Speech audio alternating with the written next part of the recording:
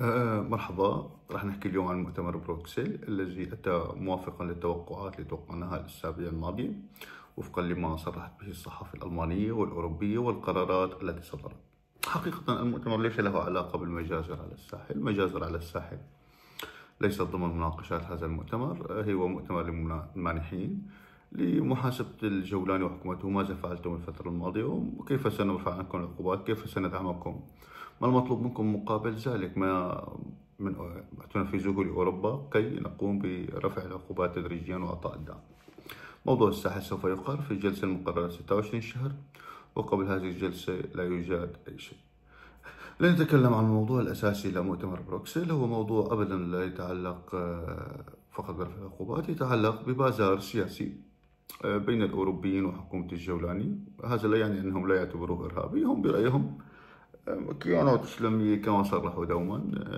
هناك مجموعة من المتطرفين، لكن نريد التعامل معهم حتى نتخلص من مشاكلنا العالقة في أوروبا. لدينا كما نشرنا تقرير صحيفة بيلد وزير الخارجية حوالي 1,000,000 سوري مسلم سني لن يرحل لأنه مسلم سني، سوف يرحل الغالبية منهم لأنهم حسب قرار اللجوء أو محكمة اللجوء أو الحماية هو لاجئ في ألمانيا أو حماية ويتلقى الدعم معدل أن 4 مليار يورو شهريا، فقط لأنه هو كان خائف من نظام الأسد. نظام الأسد المجرم رحل بدون عودة، بالتالي اليوم النظام في دمشق ليس له مشكلة معكم، مع غالبيتكم خصوصا الإسلام السنة، فلذلك انتفى سبب البقاء فيجب أن تعودوا. حتى تعودوا هذا يتطلب تعاون مع سلطة الأمر الواقع القائمة في دمشق، فتم دعوته في اللحظات الأخيرة لبروكسل لأنه لا يوجد، يعني أنت حتى اليوم يعني تريد يعني موضوع معين وحارس هذا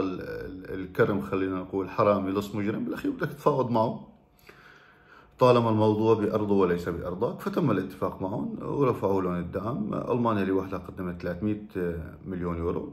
طبعا هذا المبلغ يعني بالنسبة للألمان هو يعني إذا عندهم شهري 4 مليار يورو دعم للسوريين، فتخيل هذا المبلغ هو مقدار الدعم 300 مليون اللي تقدمه ألمانيا خلال أقل من 3 أيام.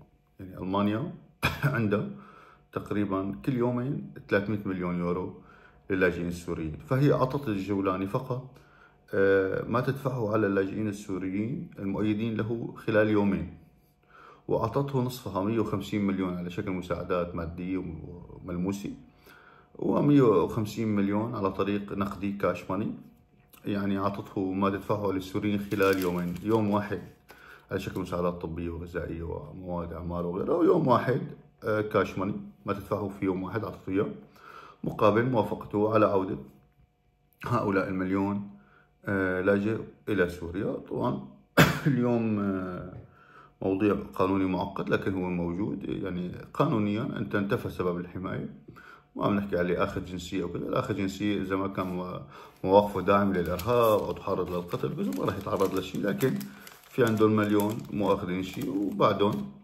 سبب إقامتهم ولجوءهم هو هذا السبب، إنه نظام الأسد طار نظام الأسد، فتفضل رجعنا عن النظام الجولاني كونك مؤيد له وما في خطر عليك تماما. فلهذا السبب هذا كان مؤتمر بروكسل. يعني مؤتمر بروكسل الغاية الوحيدة منه التعامل مع العصابة الموجودة محتلة لدمشق لحل مشاكل الاتحاد الأوروبي. ألمانيا عندها 1,000,000 ملازمين لها مكلفوها كل شهر 4 مليار، يعني عندها 50 مليار يورو سنويا.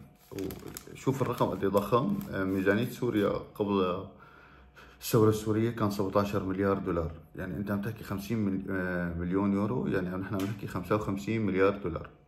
50 مليار يورو تساوي 55 مليار دولار. فقبل قبل الثورة السورية كان ميزانية سوريا 17 مليار دولار. تصور أوروبا تدفع على اللاجئين السوريين الذي عندها ألمانيا فقط تدفع على اللاجئين السوريين المقيمين في ألمانيا 55 مليار دولار، بينما كانت ميزانية سوريا 2010 17 مليار دولار. يعني ألمانيا تدفع على اللاجئين 3 أضعاف ونص ما هو ميزانية دولتهم كلها بال 2010. لذلك أوفر لها بكثير، يعني إذا حتى هي بتدفع الميزانية تبع سوريا كلها، يعني بتعطي الميزانية كلها بتعمل له إياها للموازنة العامة للجولاني وبتدفع له إياها من ألمانيا، ما بتتكلف ربع اللي عم تتكلفه على جماعة الجولاني المؤيدين له. ما عم نحكي طبعا في عالم ما مؤيد له ضد القتل حتى من السنة، وفي عالم معه، وفي عالم لا أخذت الجنسية واندمجت. هي عم تحكي فقط عن الذي غير مندمج وهو مؤيد له، وهو ليس له مشكلة على حياته. فهدول قانونيا انه انت ما انتفى سبب لجوءك وحمايتك، ففيك ترجع وفي امان لبلدك، وفيك تروح رحلة تجريبية تشوف الوضع هونيك وترتاح. طبعا هذا هو السبب الاساسي لمؤتمر بروكسل، ليس له اي وزن سياسي اخر. هي لعبة العصا والجزرة. بدنا مجموعة طلبات منك يا جولاني يا شيبو، فنحن نفذنا هاي الامور وبنعطيك شوية مصاري، يعني اتاوات، يعني بدك منا مصاري انت حرامي خلص بنعطيك اياهم. شو ما اعطيناك يعني 150 مليون يورو اعطيك اياهم المانيا، هدول بتحطهم المانيا في اليوم الواحد.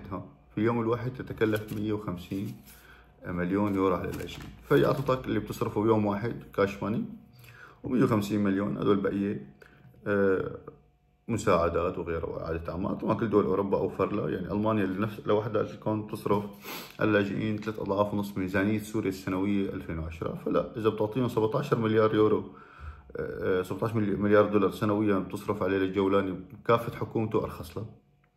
لذلك هذا هو محتوى مؤتمر بروكسل. ليس له أي قيمة سياسية، لا اعترافات ولا غيره، بس خلصوا من كل هالعالم بيرجعوا بيعاملوه كدولة منعزلة مثل ما تعاملوا مع كثير من الدول. رئيسه ما هو يتغير وهو ما راح يغير أبدا. هذا هو ملخص مؤتمر بروكسل، هاي النقطة الأساسية. كل النقاط اللي تناقش بالاجتماع الثاني صحيحة، انتقال سلمي كذا، وهن بيعرفوا إنه كذاب ما راح يعمل لنا شيء. فهذا كان المحور الأساسي اتفقوا عليه وراح ينفذوا الجولاني. يعني طبعا اللي راح يدفع الثمن الأكبر هن السوريين، سواء السوريين اللي هنيك ما راح يوصلون شيء من مساعدات سرقات انحطت بجيبة الجولاني وغيرها. هو حتى المساعدات العينية سلال وغيرها إذا بدك عم تنباع بسوريا، وطلعت فيديوهات كثير عن الموضوع. فالمساعدات للسوريين ما راح توصلون، راح تنسرق، والسوريين اللي هون راح يتضرروا بسبب هاي الصفقات، السوريين بأوروبا اللي انعملت على حسابهم وعلى وجودهم واندماجهم. نتمنى القيام القادمة أفضل. لا تتفاجئوا من حضور أي مؤتمر، هذا شيء طبيعي. يعني أنت اليوم في عندك لص مستلم مزرعة، وأنت هالمزرعة بهمك ما تتدمر، فبدك تتعاطى مع هذا اللص، فهن يتعاملوا معه كأمر واقع، كلص موجود، لا هروب من التعامل معه. يسعد مساكم.